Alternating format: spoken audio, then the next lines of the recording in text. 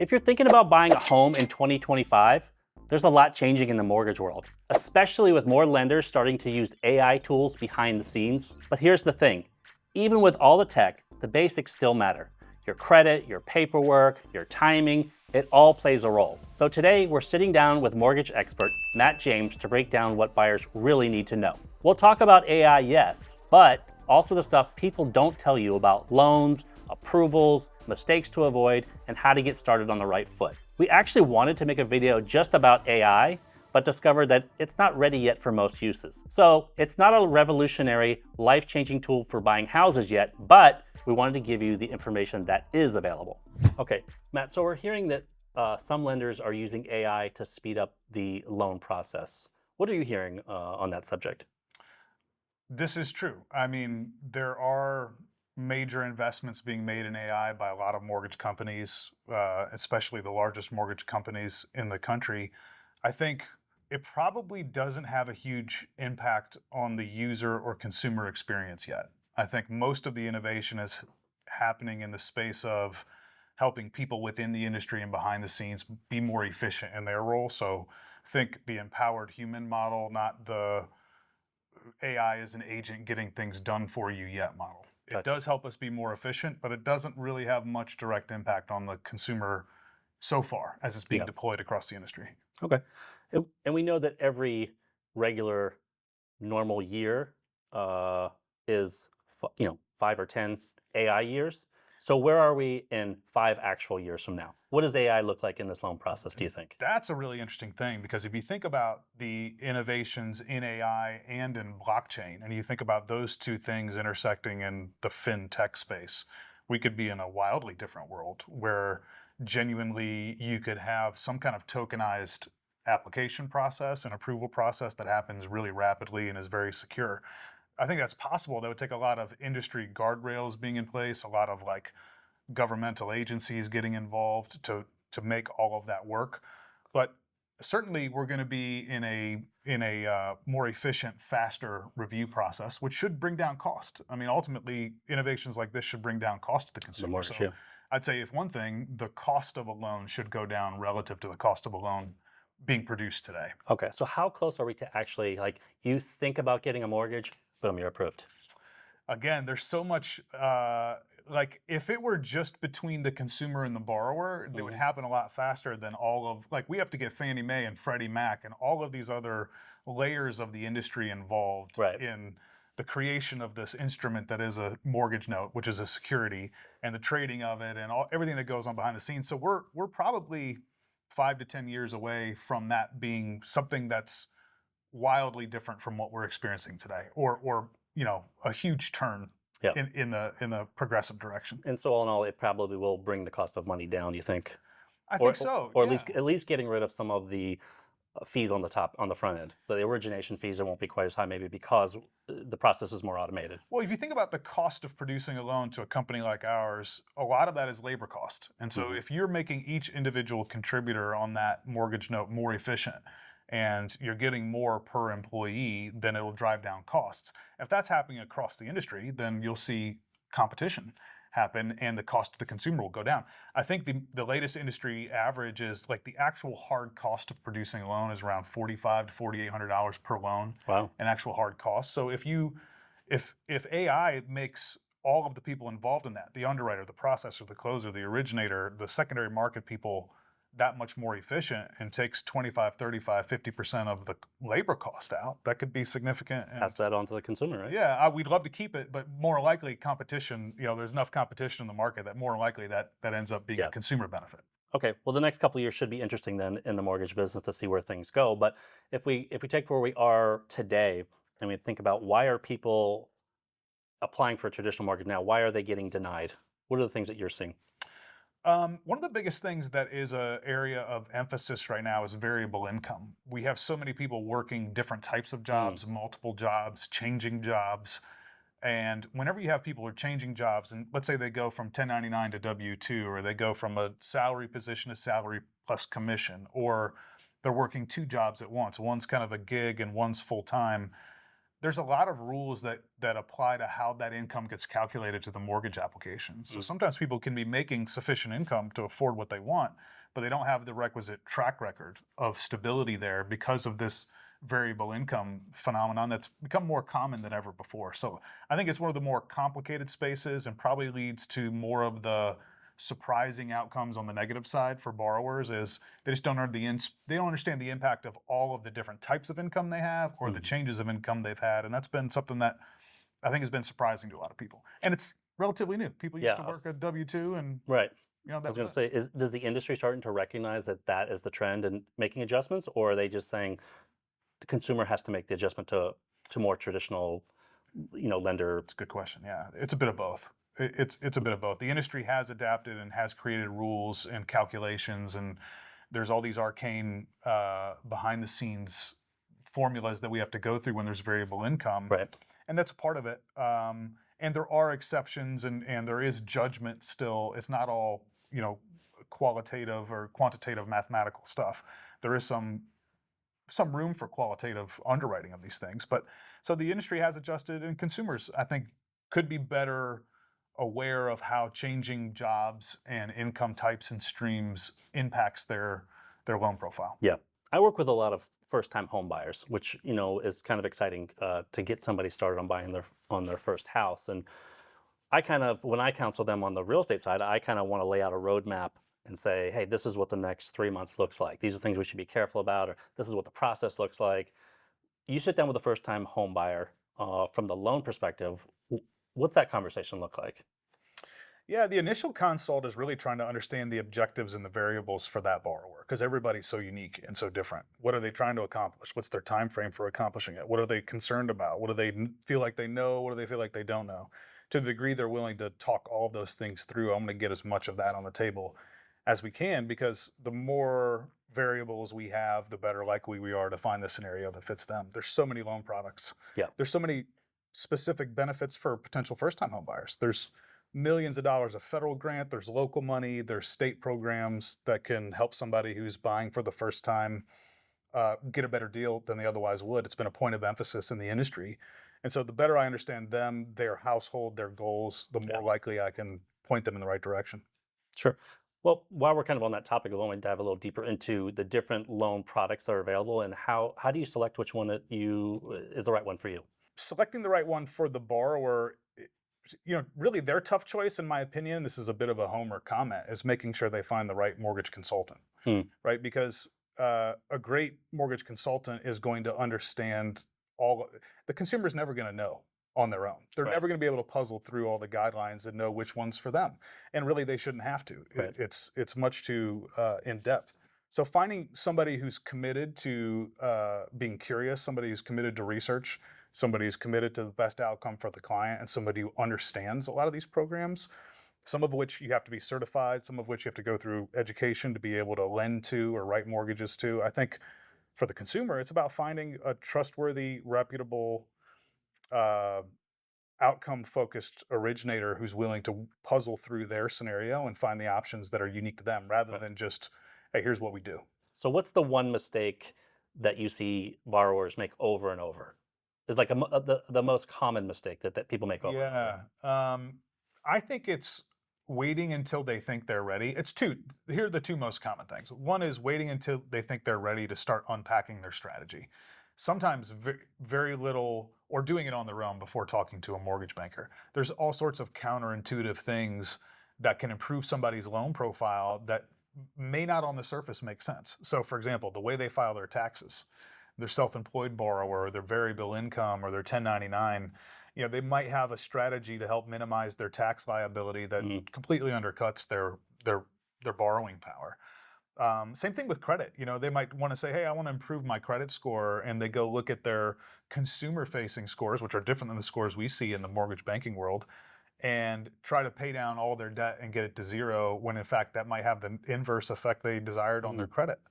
Interesting. Sometimes it's about opening new lines of credit. Sometimes it's about utilization rate. Yeah. And so I think one of the common things is waiting until they think they're ready to Yeah. do it, where if you can get ahead of it, if you can talk to your mortgage banker 6 months before you think you're ready to transact, you might be able to invest a little bit of money and time that saves you tens of thousands of dollars over the just the first few years of your Right. mortgage. So I think Yeah. waiting is the most common mistake Well, that we I see the see. same thing on the real estate side. People call us when they're, when they're ready to buy. Uh, when they really should, they call me and they say, "Hey, I want to go look at houses." Okay, great. When? Tomorrow. So the first Yeah. time I meet them is at the front door, and we say like, we could have saved you all sorts of time and anguish had we just started this process a few months earlier. Sounds like the same applies to you. I'm so empathetic to it, right? Like I've bought homes and Sure. investment properties. I understand it's not a strictly numerical decision. It's emotional. You know what Sure. I mean? You get excited about it. For us on the professional, and obviously we help those people when they come in. They're like, "I already found a house. Help me find. Help me Right. figure it out." We can Yep. do that, but we love it when a client's forward thinking and saying, "Hey, I think this year we're going to want to make a move, and I want to really unpack that." Yep. And understand the numbers. For me and my team as mortgage bankers, we love when we have that kind of runway, because then our diligence can pay the most. Like, it can pay the most dividends for that borrower, Yes. where small changes can equal big outcomes for Yep. them that are better for them and their family, or that investment, whichever way we're helping them. Yeah. That's our side of the business is exactly the same. You can probably draw a straight line between the folks that start early in the process and the ones that had the smooth outcome because they got in early, they got educated, and then they executed the plan. Very And positively yeah, correlated, and those then two things. yes, absolutely. So Absolutely. Same in our ends. The other thing too, I mentioned there's two things. The other thing I think is a mistake is trying to time rates. Like, I think that's something that a lot of people, I know we were talking about the other day when we were together, trying to time rates and think, oh, like I'm going to let the interest rate drive the decision. It's not that the interest rate isn't one of the important factors, right. in my opinion, but people lose sight of the cost of waiting. We were talking about this. I ran the numbers on it since we were talking about it yesterday. Good. So $500,000 house, the average annual appreciation rate, which is not necessarily true in whoever's listening market, theirs could be higher or lower, but it's about 5% for ease of math. So if we take a $500,000 property and we appreciate it at 5%, that means the next year is 25,000 more expensive. So if you take that mortgage amount, and I ran the numbers with a 20% down payment, 80% mortgage, the difference in a point in interest rate, so going from 7.5 to 6.5, if you waited that year, it saves you like $4,017 in interest that first year. So you've got to wait 5 years to see the benefit of having waited for the interest rate to come down relative to the value of the asset. And by the way, you still had to pay to live indoors that whole time. Right. So you Right. paid rent. It wasn't like you didn't have to pay to live indoors Right. somewhere else during that time period. So it's one of those things that I think interest rates can play too big of a role in people's decision making, and it's important. And people lose context, right? Like, we're at or around the 30-year average for 30-year fixed interest Yep. rates now, Yep. and And and like you said, trying to time the market, there's no guarantee that the year from now that we're waiting, that the rates are going to be lower. yeah, You may be waiting, you're missing out on appreciation of your house, and you're also paying could be the same rate or a higher rate. So, you know, I think the take home point is we know the homes are going to appreciate at a pretty good clip. So get in early, get that appreciation, get the equity in your house. The cost of money is going to change. We know that, so you can go back and refinance if you need to. yeah. I think there's all sorts of reasons not to buy now, but interest rates are bad is not one of them. Like, there could be a million reasons for that borrower, but saying, oh, interest rates are high right now, that A, historically isn't accurate if you're just looking at it objectively, and B, isn't the only cost factor to be considered when you're trying to do the math on which way do I come out ahead. Mhm. And again, that's why getting ahead of this and talking it through with borrowers can sometimes be advantageous. Let them do their own math. Yep. They don't have to listen to us on it. Just, hey, look, just understand there's a formula here and Yep. go through it yourself and see how you come out. Yeah, yeah. I think those are the if you can get the conversation started in their head and they can come to the conclusion, the borrower or the consumer, the point is that much stronger when you just lead them to what is the answer, Yeah, and give them that's the thinking models. Give them the way exactly to think about it. Like, exactly. we benefit from having been in this industry for a long time, Yep. and so we think differently than people who come at it once every 5 or 6 or 7 years. We see in a quarter what they might see in their whole lifetime in terms of transactions, and so giving them the benefit of the thinking of having seen this so many times over such a long period of time is something we try to do for clients. I know you do as well, and I think that's the advice I'd give to everybody: is get that thinking onboarded however you can. And I think it's by, talking to a professional you trust. Yeah.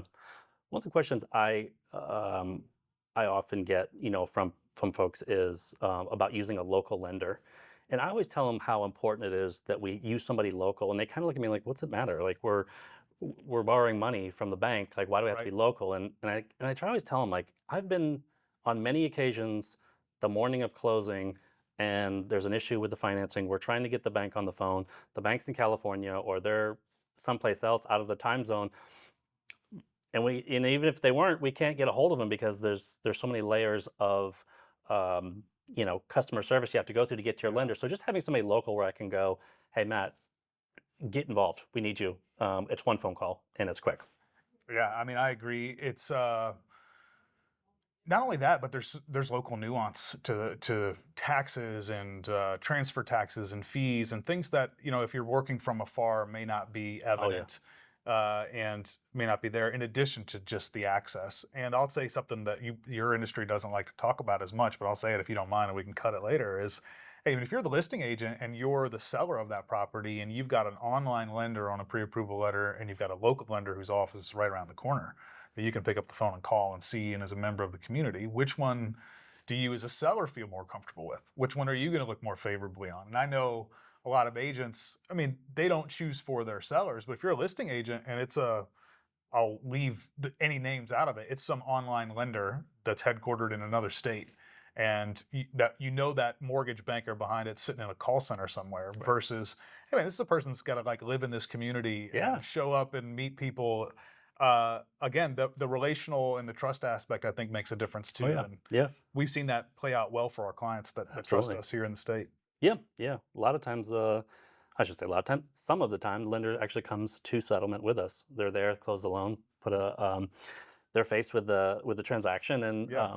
yeah, it's good. It's good to kind of give them that last minute feeling like, all right, good, we've been taken care of. Yeah, and you've got somebody who can answer the questions for Right. you. Right. Like we want that client for life Yeah. model, and it's Because important to us. yeah, because I think it comes down to really, you're all selling money. So what's really, I think, important is really the service and being Yeah, able to get them on the phone, feel like you're taken care of. So, all yeah, right. agreed.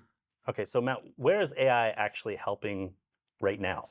I know it's not commonplace where we can kind of just get online and the robot takes our application start to finish. But Yep. so, how is it right now? It helps with efficiency of the individual members of the loan process. So if you think about loan officers, loan originators, mortgage bankers, all those terms are synonymous, or kind of mean the same thing. Mortgage loan officer. Uh, it helps us be more efficient. If you think about a bank like the one we run our business at, we've got 89 different products. And some of those products, we'll just take non-agency as example. So jumbo, you go above the conforming loan limit of 806,500, you're into what's called non-agency space. Now we fund and we underwrite our own loans there, but we have 14 different investors we can sell those loans to. And each of those investors have different parameters and loan level pricing adjustments and all of these things. So if I've got a borrower that comes to me and is like, Matt, I'm looking at this property and it's got 40 acres, like, does that make a difference? Well, it does. And being able to pour through all those guidelines could take an originator days in the old way of doing things. Whereas now, pretty reliably, I could go in our company, our AI engine, if I give it a good prompt relative to what I'm trying to find, I can have that information neatly collated, sorted out, and cross-linked to the actual guideline within 30 or 45 seconds. What Hmm. used to take 45 minutes to maybe hours to get. Yeah. And so, in terms of helping the people here to serve be more efficient and be more accurate in their responses to questions and scenarios, it's absolutely already a game changer there. Yeah. It's being very helpful in that space. And that's really the only space so far it's been Yeah. deployed en masse, quite frankly. It's not really being used. More behind the scenes, kind of. Yeah, algorithms are being used and have been for some time. Automated underwriting is algorithmic, but that isn't true AI yet. Yeah. And AI really hasn't come to play a role in a lot of those places yet. It's not trusted yet. Yeah, yeah. I think it, and I don't know this to be true, but I'm guessing if you could make a correlation to the medical field, whereas a doctor may take your symptoms and run them through an AI to give you some potential ideas of what might be wrong, but you're not going to put in the symptoms and just take the response. It's Yes. kind of you're using it that way. Yeah, that's a great point. Yeah, Do you want your radiologist to look at your MRI scan, or do you want to just trust the AI? I want yeah, both. I want the AI to catch what it can catch, and I want that to be looked over yeah. by a human and say, "Oh, yeah, we agree." All right. Yeah. Let's talk about one more thing because I think that this question comes up all the time, and this is not AI related, but it probably will be someday. Um, you own a house and you want to buy a house. Yeah, How do I get from the house I'm living in to the house I want to live in? How do I do that financially? Because there's a lot of ways you can do it. And yeah, in today's market, just to set the stage, is it's very much a seller's market. So you're not able to, I shouldn't say you're not able to, your offer is less attractive if you're selling or if you're making an offer contingent upon selling your house. So what are your options? yeah. There's a couple, like you said. One of them that comes to mind is a bridge loan. So a bridge loan is where you can convert a portion of the equity in that departing residence into cash to go fund the next loan and uses your down payment and closing costs in the next loan. So if you have a borrower who has good income and good equity, or a buyer in your case, we call them borrowers, you can call them. If we have a client Yeah. collectively who's got great equity, but they don't want to be homeless, they don't want to sell the house, convert it to cash via sale, and then sit around and wait to buy a house. And they maybe have struck out or don't want to strike out because they know that contingent upon sale offer looks less good to that seller. A bridge loan can be a great option for that person, and they're usually very low cost. Generally speaking, like at our bank, we don't charge any fees for that. They're interest only for a very short period of time, and they're designed just to bridge. Just bridge the gap on the cash needed between the purchase of the new property and the sale of the departing resident. So that's one way to do it that can be effective for clients. Another way that I think is underrated and not often talked about is doing a recast. And that is just, so that same scenario, the borrower's got a bunch of equity in that property. They want to roll into the new property to reduce the principal amount on their mortgage and have lower payments, but they could afford a higher payment and a lower down payment, higher monthly payment and lower down payment for a term. We can close the loan with a smaller down payment, let's say 5 or 10%, Hmm. whatever terms we could get them approved for.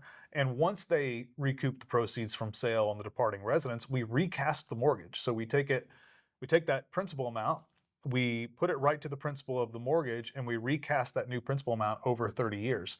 And that cost, unlike a refinance where there's, can be significant costs from settlement costs and fees on a refinance, a recast is usually, depending on your servicer, at our bank, it's like $50. And the worst I've heard is $500. So relative to the cost of refinance, very low.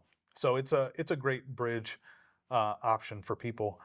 And there's other ways, but those are the two that kind of fit most of the use cases for most of the borrowers we talk to that are in a situation like you described. Okay. Just kind of real quick, if you had to give somebody, they say, "Hey, I'm going to buy a house," right? And you wanted to give them a one, two, three. These are the first three things you need to do, because I'm pretty simple. I like to know, like, cut to the chase. Give me like the real fast version of what do I need to do. My first three steps. I want to buy a house on the loan side. Yeah. Again, I feel like we've kind of said it, but I think the first thing to do is to find a trusted, reputable mortgage banker who's consultative in process, who is going to unpack your scenario and help you puzzle together the best options, because there's probably more options than you're aware of as a consumer. So real quick, what would you say? So they need to engage with you, but and we kind of talked about earlier, but how soon? I want to buy in the springtime. So when do you think getting started? I mean, I think 6 months to a year in advance is perfect. And obviously, like, we help people all the time, it's 6 hours in advance, right? Like, Oh yeah. so we can do that. But I think you set your, if I was a consumer, and again, if I were thinking of buying in the fourth quarter of this year, I'd be peering more deeply into my own loan terms right now. I'd pull my credit. I'd have my stuff on a page. I'd look at my interest rates and costs. I'd really get that stuff fine tuned well in advance. So I think that's really your first step, is get that initial consult done. Then hopefully get a plan to improve your position. Like for us, when we're doing one of those initial consults, we're telling the borrower, hey, as things stand today in this market right now, here's what things would look like. But then we're also saying, hey, look, man, if you could get your credit score up 10 points, you're going to get an eighth better in rate. You're going to get a quarter better in rate. And oh, by the way, here's the formula to get you an eighth better, 10 points better on your credit score. Hey, you want to take your budget from 350 in loan amount to 450 loan amount. Hey, here's what you need to do in terms of debt reduction or reorganization to get there. Yeah. So there's so much that can be done to give that borrower more options or better outcomes if you're in advance. So that's why we really emphasize. That's the first thing is get with an advisor who's going to ask the right questions and unpack everything with you and commit to the process of trying to set you up for the best possible outcome. When your crystal ball is in the shop, do you find it more difficult to consult with clients?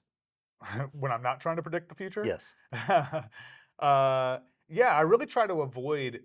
So our style, for better or worse, or my personal style, and I try to instill this in my team, is when we're advising somebody, is to be very pessimistic relative to market conditions. So when I do an initial consult with somebody and I'm telling them, hey, here's what you might expect over the next 100 days, I'm trying to benchmark off of the worst case of the most recent 100 days because there's so much volatility. So rather than giving them an optimistic or rosy point of view, Yeah. and we do that many line items in. I'm going to overestimate their settlement expenses. I'm going to overestimate what their home insurance might cost. I'm going to look at what the taxes might be and plus that up in the transfer taxes. We're going to just piece by piece, worst case this scenario, but also explain to them how do we improve all those things. Where can they shop? Where do they have control over these outcomes, and where don't they? You're not going to change transfer taxes. No. But you can structure your homeowner's insurance differently.